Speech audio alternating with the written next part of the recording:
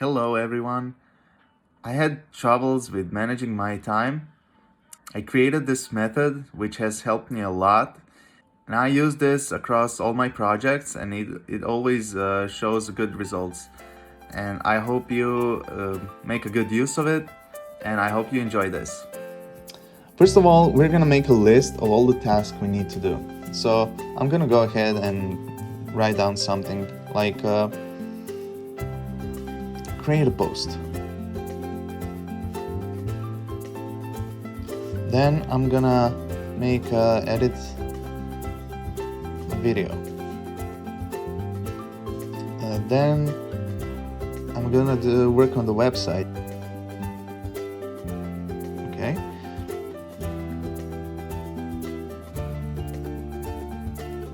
Okay. Sorry for the shaky camera. And for the fifth task, I'm gonna say like publish. Okay. So what I'm gonna do right now is take these entries in a list and convert them into a grid. And I call this grid priority task management. The first column is priority. The second column is a task. And the third column is time. And now I'm gonna prioritize these tasks to their the highest level of importance.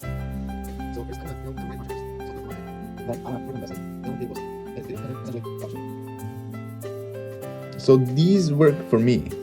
And then I'm gonna estimate the time consumption for each of these tasks. Creating a post will take like 10 minutes. So I'll put 10 minutes. Editing a video would take me like 45 minutes. Working on a website would take me at least like an hour and a half. And then writing a contract would take another 45 minutes. And then publishing a video, that should be easy. So depending on how many platforms I'm going with, I'll put 20 minutes just in case. And now we draw the final line right here, and that's a total. You can also write how many tasks you have. So I have 5 tasks, so I'll write 5 here, and then I'm gonna combine this time.